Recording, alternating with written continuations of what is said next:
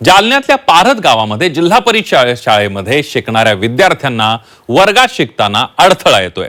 शाळेभोवती साचलेल्या तळ्यात मोठ्या प्रमाणावर बेडूक आलेत आणि या बेडकांच्या ओरडण्यानं नेमकं शिक्षकांनी काय शिकवलं हेच विद्यार्थ्यांना कळेनासं झालंय। शाळेच्या मैदानात बनलं मोठं तळं।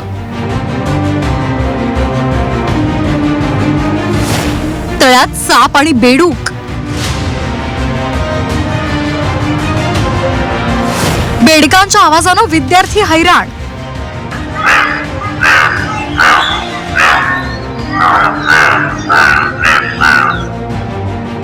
ग्रामीण भागातल्या समस्याच वेगळ्या। आता जालन्यातलंच बघा, इथल्या पारध गावातली ही जिल्हा परिषदेची शाळा। मोठा पाऊस पडला आणि शाळेच्या मैदानाचं तळं बनलं। इतकंच नाही तर त्यात साप आणि बेडूकही आश्रयाला आले। त्यामुळे शाळेत येणाऱ्या विद्यार्थ्यांबरोबर शिक्षक आणि इतरांच्या जीवालाही धोका निर्माण झालाय।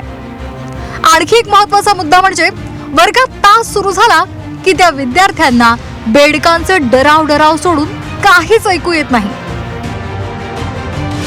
त्यामुळे शिक्षकांनी नेमकं काय शिकवलं हेच विद्यार्थ्यांना कळत नाहीये।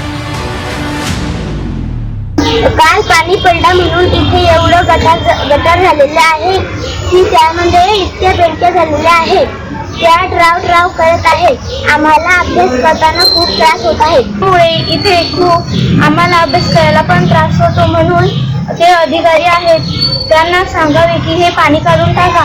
आणि येथे त्याच्यामध्ये साप पण आहेत, म्हणून आम्हाला त्रास सुद्धा होतो आणि आजार सुद्धा होऊ शकतात।